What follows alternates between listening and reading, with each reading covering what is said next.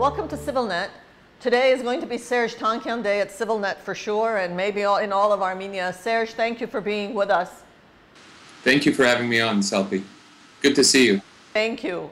This is a special opportunity because it's the first and second anniversary of your Armenia trips and concerts. And of course, everybody wishes you were here this year too.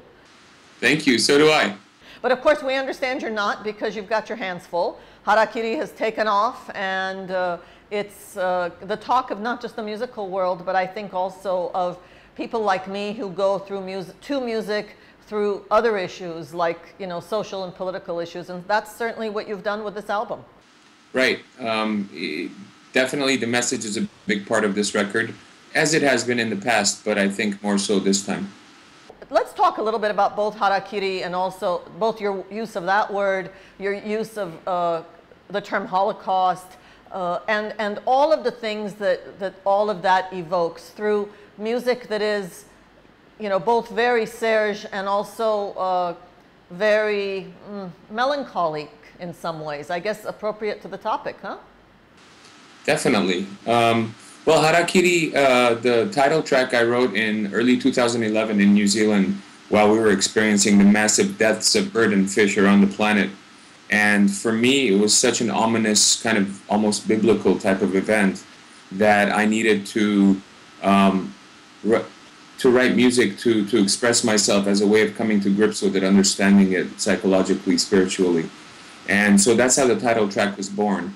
And the rest of the songs kind of quickly filtered in. Thereafter, the muse was kind of forcing itself on me, is what I've been saying. And a lot of the tracks came during a very, very busy year in 2011 that I had. And so it's kind of interesting because I wanted to use the term harakiri, which means ritualistic suicide in Japanese, also known as seppuku, literally meaning cutting of the belly, that the samurais used to do that were dishonored, etc. I wanted to not just to describe a lot of the environmental degradation that we're experiencing around the planet, but also as a symbolism for what humanity is doing to the planet. We're unconsciously killing ourselves. You know, harakiri, like you said, suicide, that is, you're putting the responsibility back on me, on you, on all of us, rather than on them that are doing this to us. That's a good point. I didn't think of it exactly that way, but that's a really good point, that it is our responsibility. You know, we are having a dramatic effect due to our overpopulation and waste, pollution, and utilization of natural resources. As you know, we're helping kill our own home, and but no one sees it that way because our lifestyle is too important for us, and we're continuing the same path unconsciously, irregardless. You also, in one of the songs, use the term Holocaust. How do you use the term? Are you talking about general human tragedy, the Holocaust with a small h, or Holocaust with a capital H? That's a good question. I wanted it to be certainly open to interpretation as to what it was about, but it definitely has very kind of strict adherence to the Israeli-Palestinian issue, because it talks about the Holocaust sentence is, Holocaust, you've tasted great fear. How could you just occupy another child's tear? The word occupy being in there. You know, it's the basically hypocrisy of someone who suffered, a victim, to victimize someone else in a different way. The song also talks about a two-state solution, the necessity for it. The middle eight part is a gorgeous little jazz part that deals with a woman and a child, a woman putting a child to bed, no longer in fear of bombs coming overhead, you know, talking about a lot of the areas in Israel that get bombed from, you know, Hamas rockets, etc.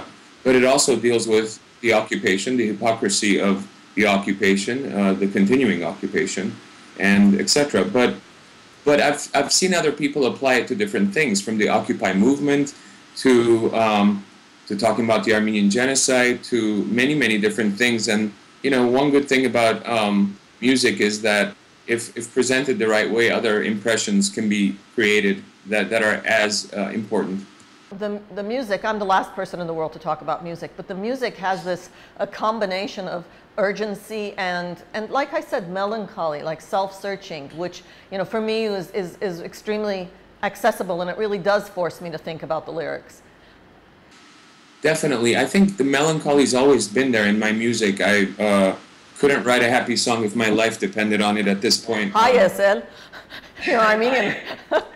You know, Salpi, I say that all the time. When people say, how has your culture or your music, how has your culture affected your music?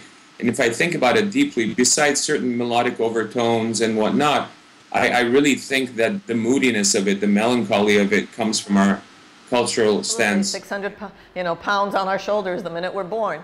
The Occupy term, the Occupied Tears song, which Eric Nazarian animated. By the way, both parts of that clip as well as parts of the title clip are being shown here behind us. The Occupied Tears and the homage you pay to the whole Occupy idea in the positive sort of way comes through in these songs. I guess so. Thank you. The videos have been great to portray some of these emotions. The Harakiri video, the title track, is really moving, I think, and deals with so many things. It's not a one issue type of statement. It deals with, oil. It deals with consumption. It deals with pollution. It deals with massive deaths. Commercial the final revolution will illuminate silence, release us to the utopians. Let go, in dire need of reason, in a truly adaptation, in dire need. So many things that affect our life today. The Occupy movement, wars, and that's kind of the headspace that this record was written in. It was written last year. So a lot of it comes from really modern times, a lot of the upheaval happening in the world, the Arab Spring, Euro crisis, financial, unemployment rates high, a very segregated U.S. society. All of these play into the record in a very real way. Well, it's also been a difficult couple of years, maybe a couple of decades here in Armenia, and I know you know about all of that. When we announced on Facebook that we'd be talking to you, we got a bunch of questions, and I think the questions won't surprise you. I'm going to ask some of our staff members to read some of them, and in many ways it's just going to be a continuation of the conversation we've already been having. Right, okay, that sounds good. Ողջույն Սերժ, շնորհակալ եմ Civilnet-ին միանալու համար, ահա այն հարցերը, որոնք ուղղել են ձեզ Facebook-յան էջի մեր օգտատերերը։ Դեռ 2007-ին դուք բավականին մտահոգ էիք Հայաստանի բնապահպանական խնդիրներով եւ ձեր աջակցությունն էիք արտահայտում փրկել Թեղուտի անտառը քաղաքացիական բնապահպանական շարժմանը։ Արդյոք չեք պատրաստվում որևէ կերպ ելույթով, գործողություններով հանդես գալ, քանզի խնդիրն ավելի քան արդի է դարձել վերջին ժամանակներում եւ համահայկական մասշտաբով բարձրաձայնման կարիք կա։ I am. We've actually been working on putting together a statement for Tehut Forest in support of the Defense Fund and their activities, and I think it's a very important issue, along with all environmental issues within the country and throughout the world. I think a fair balance of industry and climatology has to be maintained within a country, within a developing or a developed country. It's a very tough issue, but in the end, there's only one truth, and the truth is that a lot of the mining excess and the pollution is going to destroy the water system of that whole area, going all the way to Georgia, and it's a very dangerous thing. In the U.S., a lot of the fight with Republicans and Democrats are based on a similar issue of industry against the environment. We need jobs right now, like a lot of the right-wing people are like, we need jobs right now, that's the important thing. A killer is a job too, someone who kills things, that could be a job, and that's not the right type of job. We need jobs that are sustaining to the environment, sustaining to the long-term growth of the people, the economy, but the environment as well, because without the environment, no matter how many jobs you have, even if everyone is working, without a very sustainable, healthy ecology around you, you're going to die. It makes no sense in the end. I think, by trying to target ecologically, trying to target farming and trying to improve the farming condition in Armenia, we would be doing our country, our ecology, and our migration issues a service. People would come back. If farmers are able to make a good living, the solution to our civilized problems are not by running into the major cities. The solution to our civilized problems is by growing food, and genetically non-modified food, I should say, because I'm afraid of the spread of GMO crops in Armenia. Years ago, coming to Armenia and having an apple, it was the best experience in the world. And last year I bit an apple and it tasted like it was from Los Angeles, and that really scared me. So I think we should definitely make sure we eradicate GMO crops and support farming in every aspect, from government-sponsored programs and stimulus programs to help spur more farming to private endeavors. Եվ վերջին հարցը, ժամանակ գտնում եք կարդալ հայկական մամուլը եւ դրանով իսկ տեղեկանալ երկրի ներքին անցուդարձին?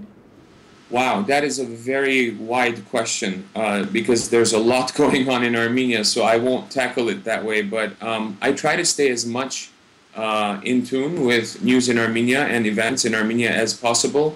I do miss a lot. Sometimes I get it a little after, but I try to stay up on it and read as much as I can so that I'm, connected to what's going on there. I think that you won't find an Armenian in Armenia who disagrees with you, and I think most Armenians would. We tie so much of our identity to the land and the mountains and the rivers and the trees, and it's something that we collectively are going to have to impress upon our government, that really supporting agriculture is key to our country's sustainability and security.